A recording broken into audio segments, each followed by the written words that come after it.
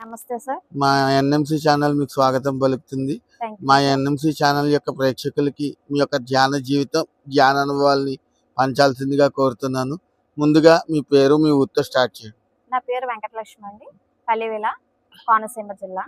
Okay మేము 2008లో పరిచయం అయ్యిందండి ధ్యానం. ముందుగా ఓకే బ్రహ్మశ్రీ పితామహ పత్రిజకి నా ఆత్మాభివందనాలు.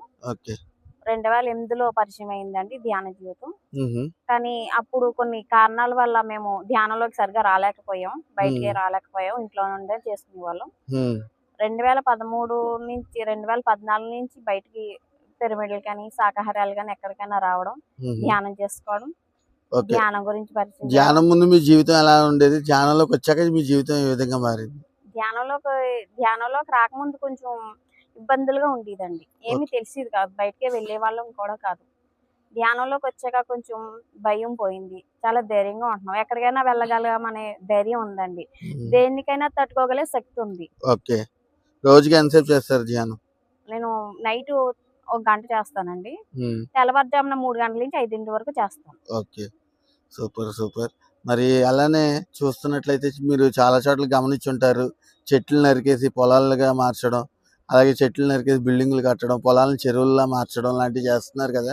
వాటి మీద మీ ఒపీనియన్ ఏంటి చెప్తారా? ఇప్పుడు కరోనా వచ్చింది సార్, కరోనా వచ్చేటప్పుడు ఆక్సిజన్ ఉపయోగపడిందండి. ఇప్పుడు ఆక్సిజన్ వల్ల చెట్లు ఉండడం వల్ల ఆక్సిజన్ వస్తుందండి. మ్. పోతే ఆక్సిజన్ కొనుక్కున్నాం కదా అప్పుడు. అది ఉమ్, చెప్పండి. అది కరోనా టైంలో ఆక్సిజన్ గురించి హాస్పిటల్ చుట్టూరు తిరిగారండి. చెట్లు ఉండడం వల్ల మనకి ఆక్సిజన్ వస్తుందండి. మ్. కాబట్టి ప్రతి ఒక్కరూ మొక్కలను పెంచాలండి. ఓకే మొక్కలను పెంచి ఆక్సిజన్ బాగా పీల్చుకోవాలి. మ్. మరి ఇంట్లో చేస్తున్న ధ్యానానికి పిరమిడ్లో చేసిన ధ్యానానికి ఏమైనా వ్యత్యాసం ఉందంటారా? ఇంట్లో అయితే మనం ఫ్యామిలీ చేస్తామండి. ఇప్పుడు పిరమిడ్లో అయితే మొత్తం అందరూ చేస్తాం కాబట్టి ఫుల్ ఎనర్జీగా చాలా బాగుంటదండి ఓకే మరి పిరమిడ్లో ధ్యానం. మరి పౌర్ణమి ధ్యానం, అమావాస్య ధ్యానానికి ఏమైనా ఉందంటారా? అయ్యో, పౌర్ణమి ధ్యానం ఎనర్జీ ఎక్కువగా ఉంటాయి సార్, ఓకే చాలా అద్భుతంగా ఉంటాయండి అమావాస్య పౌర్ణమి ధ్యానాలు కూడా. మ్హూ. ఓకే మీరు ఇప్పుడు ఎంతమందికి ధ్యాన ప్రచారం చేశారు రీసెంట్గా? ధ్యాన ప్రచారం అయితే చేస్తామండి. ఓకే ప్రతి ఎక్కడ అయినా సరే ధ్యాన ప్రచారం, శాకాహార ర్యాలీలు ఎక్కడ మానవండి, ప్రతి ఓకే చోటకి వెళ్తా ఉంటామండి. ఓకే ఇప్పుడు వరకు ఎన్ని శాఖాహార ర్యాలీలో పాల్గొన్నారు మీరు? ప్రతిసారి వెళ్తా ఉంటామండి. ఎక్కడ ఓకే పెడితే వాళ్ళు పిలిస్తే కనుక, పిలిచినా పిలవకపోయినా మేము వెళ్ళిపోతామండి. మాది ఓకే మా వంతు అండి అది. అవును ప్రతి ఒక్కరిని శాకాహారులుగా మారాలి, ధ్యానులుగా మారాలని మేము తిరుగుతూ ఉంటామండి శాకాహారులుగా.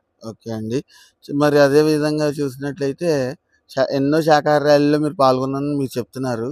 మరి అదే విధంగా అంటే ఎన్ని శాఖాహార ర్యాలీల్లో పాల్గొన్నందుకు ఏదో ఒక శాఖాహార ర్యాలీలో ఇందులో పాల్గొంటే నా జన్మ ధన్యమైంది అని అనిపించే ఏదో ఒక ఊరు కానీ ఆ శాఖాహార ర్యాలీ కానీ ఉంటాయి. అది ఏదైనా ఉందా మీకు అలాగా? ప్రతి చోట బాగానే చేస్తామండి, అన్ని బాగా నచ్చుతాయి సార్. చెప్ రంగంపేటలో శాకాహారాలు చేశారండి, చాలా అద్భుతంగా చేశారండి. అప్పుడు మాకు బాగా సహకరించారు, చాలా మంది శాకాహారులుగా మారారు మేము ఓకే చేయడం వల్ల. Okay very nice madam. మరి ఇప్పుడు వశిష్ఠ గౌతమి పిరమిడ్ ఎలా అనిపిస్తుంది? 6వ యజ్ఞం జరుపుకుంటాను.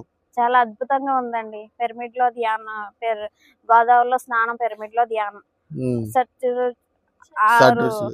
సత్యరుచులతో భోజనాలు చాలా అద్భుతంగా ఉన్నాయండి. ఓకే మరి గోదావరి స్నానానికి వెళ్ళారా?